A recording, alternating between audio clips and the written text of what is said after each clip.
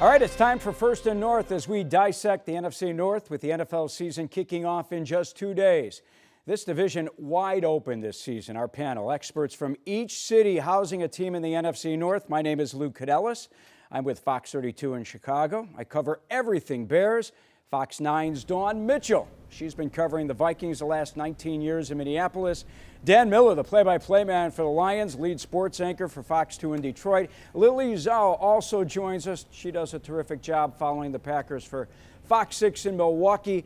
Great to have you all with us. All right, Dan, Bears-Packers week, NFL's oldest rivalry. Hasn't been much of a rivalry lately. Packers have dominated, winning 23 of the last 26 meetings, and any other week, that would be the biggest game in this division, but not this week. Man, I'll tell you what, first week of the NFL season, and it's all about your Lions going to Kansas City Thursday night against the Super Bowl champion Chiefs. How are the Lions going to pull this off against the best offense, the best team in football? Yeah, I mean, look, this is rarefied air for us. We've been watching you guys play in big games like this for a while. But I think people around the country believe in the Lions. They believe in the 8 out of 10 they won at the end of last year. They believe they've had a good offseason. And this is an honor to play in this game. And Dan Campbell has told his guys to embrace it. You're playing the Super Bowl champs. You're playing at Arrowhead, one of the toughest stadiums to play it in this league. And you're going against Patrick Mahomes. So, yeah, it's a tall order for anybody to go in there. But I think if you're the Lions, it's a situation where you look at it and you say, you know what? There's a progression you have to go through. They haven't done anything yet. For all the hype and everything everybody's saying about them, they haven't been to the playoffs. They haven't won a playoff game with this regime. This is another step that they can take. And yeah, they understand Kansas City's favored, but they were also underdogs, and nobody thought that they were going to win going into Green Bay to end last season. So I think this is a young team that believes in itself, and we'll see what kind of showing they can put on out there, but it's an exciting night. All right, Dawn, Lily, are you buying what Dan is selling? Dawn, I'll stay with you. I know you're outspoken. We work together. What do you think of these Lions' chances against the Chiefs on Thursday? You know, I don't put anything past Dan Campbell and company, okay? But as we say here in Minnesota, sometimes the Lions are going to Lions, right? So I wait to see. You can have everything on paper and it can look great, but what are you going to do on the field? So yes, I'm actually really interested to see. And quite frankly, I'm really tired of going to Detroit and not seeing the Lions perform like that city deserves. So I'm interested to find out what the Lions can do. The Lions hopefully won't Lions this year, Dan. I know there's no Chris Jones on Thursday unless he signed at some point today and is going to play Superman and suddenly throw on a jersey and be ready for NFL football. But Lily, how is this Detroit team going to handle the NFL's reigning MVP Thursday night? That's going to be the big question, right? I think it's how do you handle Patrick Mahomes and all the things that you can do with that quarterback. And I think this Lions team, I mean, they had a pretty good defense, and, you know, we don't want to see them Lions at all against Kansas City. You know, Travis Kelce hyperextended his knee. We'll see his availability on Thursday as well. So if he can't play or if he's limited, you know, that kind of, you know, deters things a little bit for Patrick Mahomes. But I think it'll be still a really, really fun game to watch because, again, you're not going to be, you know, kind of tentative in your season opener, especially when it's prime time against the Kansas City Chiefs. So I think it'll be a really, really fun game. And, you know, Dan Campbell likes to throw out those trick plays against the Packers, so why not throw some more out there against the Chiefs? I think that's what I'm looking forward to see how innovative they can be to kind of get a touchdown here and there against Kansas City. Kelce better play. I drafted him in my fantasy football league in the second round. I need him on the football field. Dawn, Detroit's getting 6.5. Are you taking the Lions and the points? I'm going for it. Why not, right? I'm not even I'm terrible at betting, Lou. You know that about me. You can just take my wallet, light it on fire, throw it on the floor, and that's about as much fun as I have. But why not, right? Let's be positive. Sure, why not? They can do it. Come on, represent the NFC North. All right. The division's second best game is the team that Dawn once pulled for while working with me here in Chicago. Bears and Packers.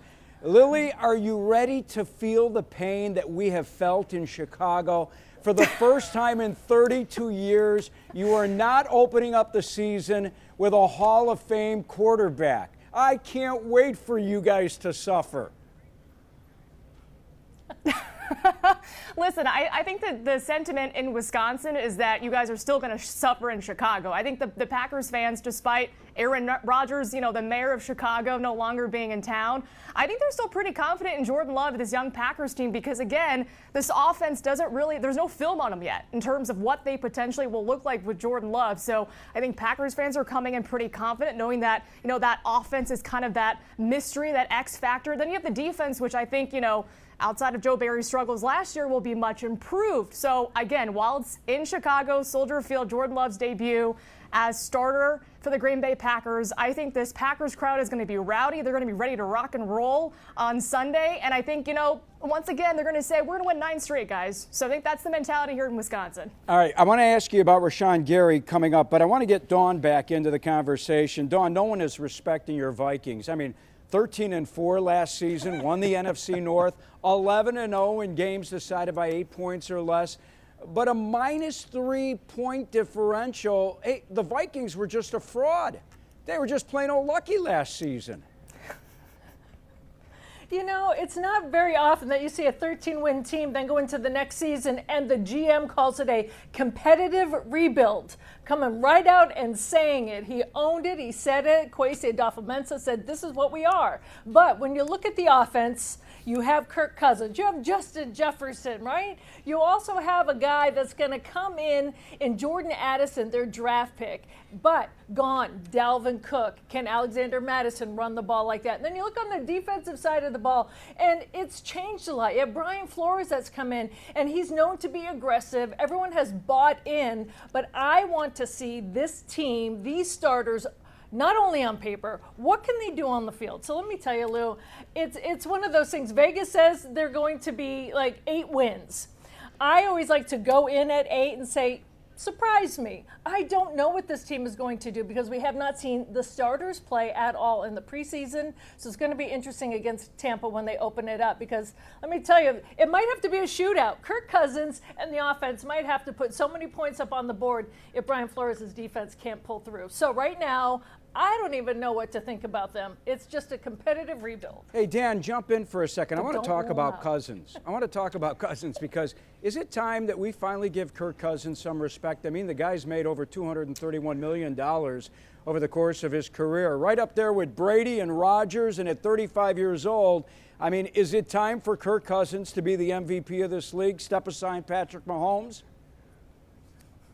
Well, I think you earned that. And I think, look, we've watched Kirk Cousins for a long time here in Michigan from his days at Michigan State. And I do have a lot of respect for Kirk Cousins and what they do. And I think this division as a whole is fascinating. And I can draw up a scenario where all 3 of your teams look very good. They've still got the best receiver in football in Justin Jefferson. They can still run the ball with Madison. And he can throw the ball. He's proven that. And T.J. Hawkinson, whom we know well here as well, is going to be a great weapon for him, in particular being there the entire season, assuming he's healthy and good to go.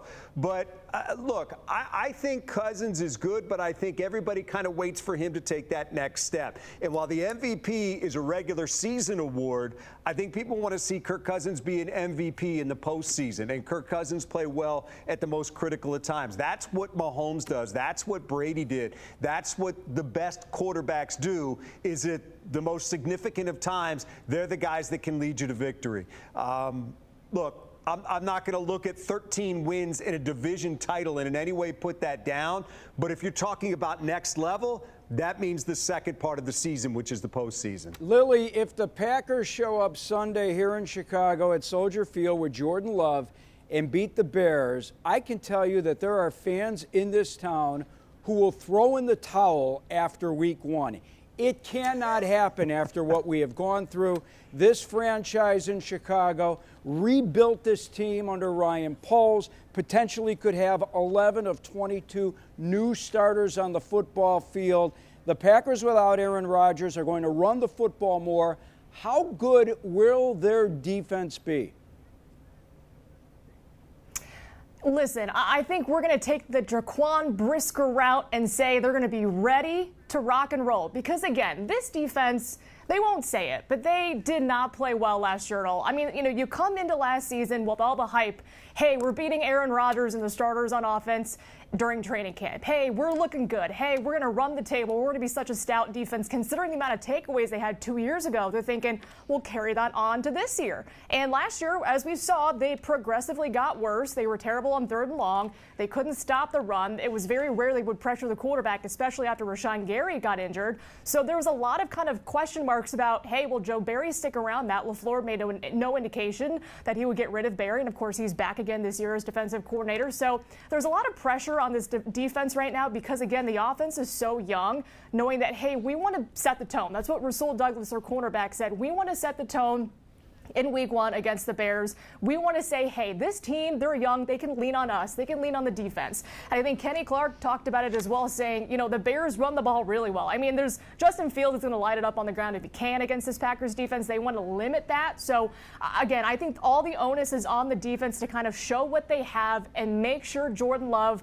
doesn't start to play from behind if this offense, starts out slow. So we'll see what they can do. But I think, again, the intrigue with this offense is there. The defense believes they've made those extra steps to be better. And I think it's going to be a really fun matchup on Sunday. But, I will say this, though. It's a young Packers team, but I don't feel like they're going to be intimidated. And a lot of these guys have never played in a Packers-Bears rivalry game before, but they're all talking about how excited they're going to be on Sunday. Might be some jitters, but I don't think this team will be overwhelmed at all. You referenced Jaquan Brisker's press conference yesterday. He also said, I know the fans in Chicago hate the Packers, so I hate the Packers as well. Green Bay has one of the league's best corners in Zaire Alexander, but Rashawn Gary's coming off of ACL surgery. The guy did not play a snap in the preseason. And Green Bay's defense without Gary just is not as good, is it? Of course, right? I mean, when you're talking about a premier player who was kind of on his way to having a career season in terms of sacks and quarterback pressures, and he goes down and tears his ACL in Detroit, yeah, that's a big loss for this Packers defense. And they never really were the same after they lost him. And, the pressure for the quarterback wasn't there. Guys weren't getting anything kind of done in the backfield as well on opposing offenses. So having him back is going to be significant. But again, Matt LaFleur mentioned he will be on a pitch count to start the season. Again, you don't want to run him ragged in week 1. But, I think the positive thing is the fact that he's getting able to do some team reps. He's doing that for the last week and a half, 2 weeks. That's a positive sign for this defense. But I guess Bears fans will be relieved to hear he will be on a pitch count. So we'll see really how much he does play and how effective he will be. Hey, Dawn, I'm going to take you back to your Chicago days. Tom Brady has been replaced by Baker Mayfield, which is like saying Pete Myers, who averaged 4.8 points per game, took over for Michael Jordan, right? Vikings better win their opener by 3 touchdowns against Tampa Bay. Absolutely. Like I said, Tampa is known to have a good defense, right? Especially against the pass. I think they're the top 10 in limiting yards against the pass. But if you're going to kind of be in the conversation, you have to use your weapons. And you mentioned TJ Hawkinson just signed a brand new contract extension. He's the highest paid tight end in the history of that position. He can be used if Justin Jefferson is double teamed. So let me tell you, Kirk Cousins will have to get out those chains again this year. Kirko chains, put it on, maybe grow that mustache back that you saw in the preseason and get things going. They have to prove their worth against that defense. Now, on the flip side, like you said, it's Baker Mayfield. It's not Tom Brady. Tom Brady, by the way, he shot one of those drones out of the sky from a boat. Maybe he can come back from, retirement if it doesn't work. But let me tell you, the defense has to show that Baker Mayfield is not a Pro Bowler, because sometimes the Vikings defense does that. The Vikings defense plays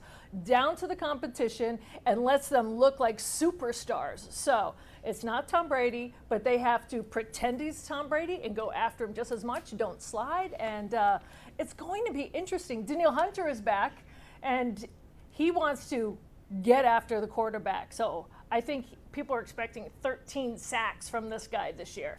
So it might be interesting to see Baker Mayfield on the run on Sunday. I know Vikings fans need something to cheer about right out of the gate, because don't write them off yet. Don't sleep on the Vikings. That's all I have to say. I'm not sleeping on the Vikings. Dan, I'm going to show our age. You and I are the same age. I was doing some research. Lions have not won the NFC North Since American Idol started on the Fox network, Kurt Warner went from bagging groceries to leading the greatest show on turf, and Brady won his first Super Bowl. Not since the debut season of the NFC North back in 2002. Are they going to win the NFC North this year? You know what? As I look at this team right now, I certainly think they're capable of it. I think the roster is in good shape. I think the reason that people look at the Lions and say they're the favorites to win is they have less questions than the other teams in this division. Now, what I've cautioned people on is the other teams can answer their questions. I think Minnesota's still going to be a really good team. I think Chicago, yeah, they've got some questions. I want to see whether or not Justin Fields can pass the ball, hit what he's throwing at, and having DJ Moore will obviously help. But if they bring that passing game along, he's going to be a problem for the rest of the league. And I think Green Bay, the biggest question is you're replacing one of the greatest quarterbacks of all time. That's not an easy thing to do. If you ask me right now, do I think the Lions win the division? Yes, I think they win the division. I think they win 10, 11 games, somewhere in there. But look, what I think, what's on paper, doesn't matter. This whole offseason of hype doesn't matter. Come Thursday night, when they take on the Chiefs, they're not going to put 10 points on the scoreboard just because the people think the Lions are going to be good this year. They have to go out and earn it. I mean, we've been through a lot in Detroit. We've seen hopes that have been dashed. We've seen heartbreak. So you don't count on anything, but you're not going to shy away from the fact that I think this team is pretty good. I think this depth chart is pretty good. I think the moves they've made are pretty good, and I think they have put themselves in a position where they probably should be the favorites to win this division. What do you think, Dawn? Vikings winning NFC North titles in back-to-back seasons? You know, I don't see it. I see Detroit taking it, just like Dan said. I mean, everything's still on paper, but there's so many question marks when it comes to the Vikings. If you saw Quarterback on Netflix at all, you saw that Kirk Cousins' O-line sometimes doesn't protect him. So can the O-line hold up? I think in every position group, they're a major injury away from disaster. So there is depth in some areas, but the young cornerbacks, they're unproven. You know, you've got an O-line that I just said sometimes cannot protect Kirk Cousins. What happens if Kirk Cousins goes down? You have Nick Mullins, and then their third quarterback is Jaron Hall, all unproven. So I would say if everybody can stay healthy and play to their best, they'll have a shot at giving Detroit a run for their money for sure. But there's so many question marks.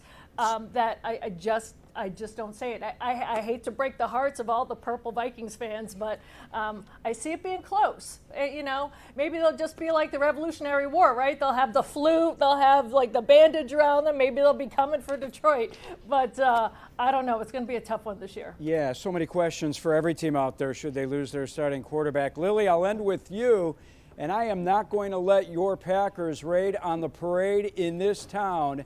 Bears are the NFL's worst a year ago. They're going to first this season. It starts Sunday. Lily, are there any worries in Green Bay that the Packers may finish last like they did back in 2005 with Mike Sherman as head coach and Brett Favre leading the NFL in interceptions? Not at all. I don't think, anyone from the Packers organization is going into this year, despite having a change at quarterback, saying, we're just going to lay down and hopefully win a couple games this year. I think this team wants to be competitive. I mean, honestly, I was going to say maybe they finish second or third in the division and win 8 to 9 games. I think, honestly, a successful season for this team would be, beat you guys in Chicago on Sunday, but also win 8 to 9 games, hopefully get a wild card bid, and that might be successful. I mean, if you make a bid, make a push for the playoffs, Jordan Love, his first year as a starting quarterback, I think that's considered a successful year. Again, this team's not going to be making a Super Bowl run. They're not going to be winning 13 to 15 games this season. They just want to have Jordan Love kind of get his feet wet, get comfortable in his first year as a starter, be competitive, and hopefully come out with a winning record. So that's the hope right now. And I think, again, that starts on Sunday. This team's going to be very confident. So we'll see what they can do in Chicago. But I'm saying the Packers have a winning record this year, 9-8. 9-8. So are you taking the Lions to win the NFC North?